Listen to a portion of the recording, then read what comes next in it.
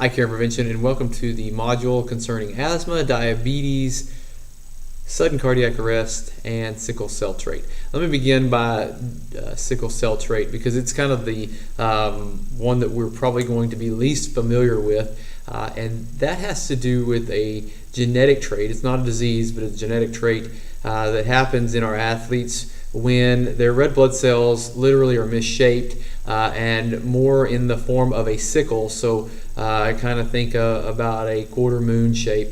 But these misshapen red blood cells normally carry a lot of oxygen, are now deficient in their oxygen, and so what happens is our athletes go out there and they perform a hard effort and they are not able to recover appropriately, or so to speak, and then they now have pain, and typically that pain is in their low back, probably in their legs.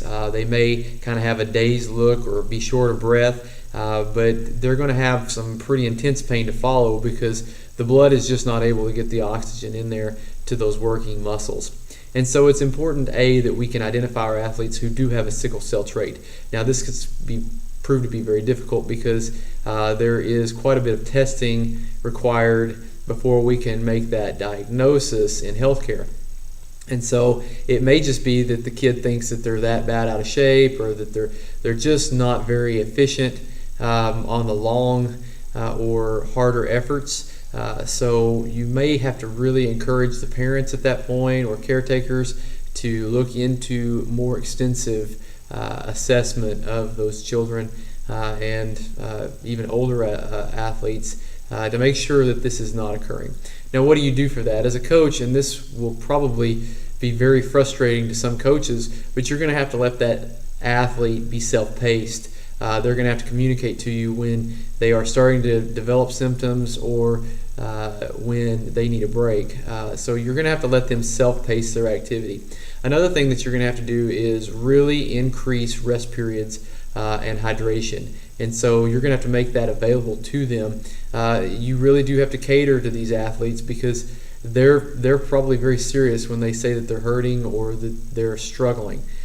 So make sure you're watching out for them. There's really not a lot you can do medically for them once it happens. Now, if it continues and it doesn't get better, then you're going to have to call 911 to make sure that they get the proper care that they need. But there's not much you can do specifically to take care of that. Next on our list, asthma. There's a really great video right down below here about what to do in an asthma attack, and so I won't try to steal the thunder off of that.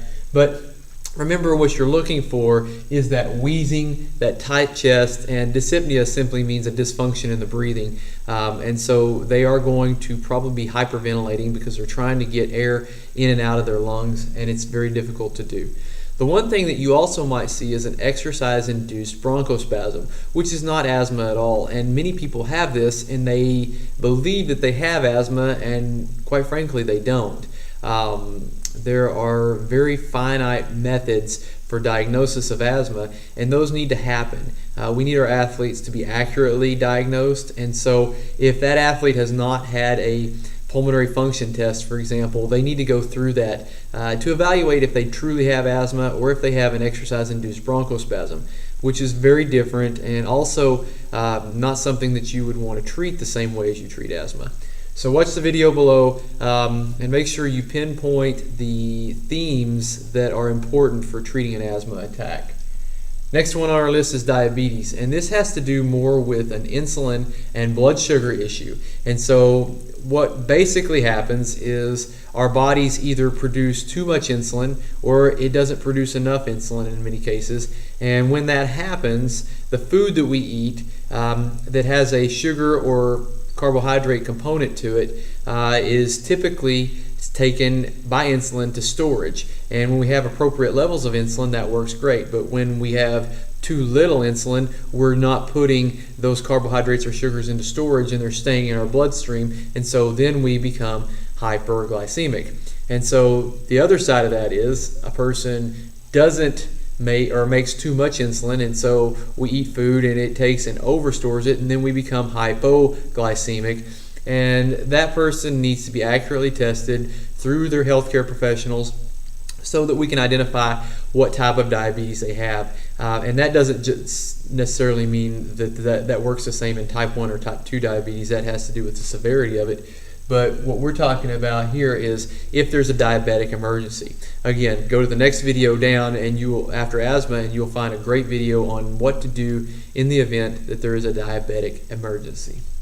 Last on our list is sudden cardiac arrest. Now this is probably the most feared condition out of all of the conditions in this module, and I even would rank it above concussion.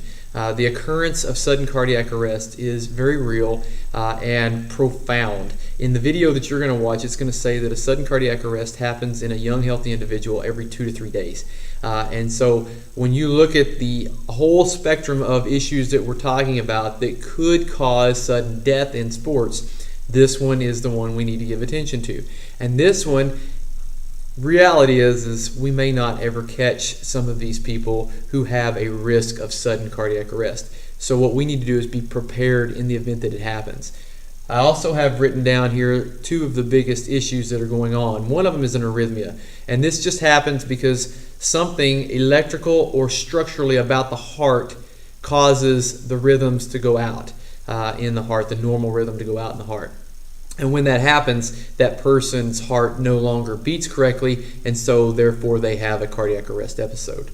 The other one on our list is called commotio cordis, and it's a Latin term, but literally it means that there was some trauma to the chest that causes the heart to stop. There's a video down below that I posted a link to where it's a martial arts fight, and you'll see, if you watch it very closely, you'll see one opponent strike the other in the chest with a punch.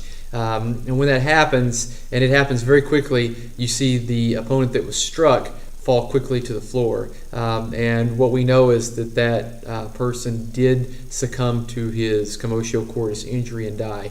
But I just wanted to show you just how quickly something like that can happen. Also watch the other videos about sudden cardiac arrest, and also check out the one on AED. I threw that one in there because I want you to see just how simple most AEDs are to operate. An AED is an automated external defibrillator, and it saves lives. If you don't have one in your institution, make sure you fight to get one. That is something that not only saves the lives of older people, but it also saves the lives of adults and children alike. Hope everything's going well for you. If you have any questions, make sure you email me. See you soon.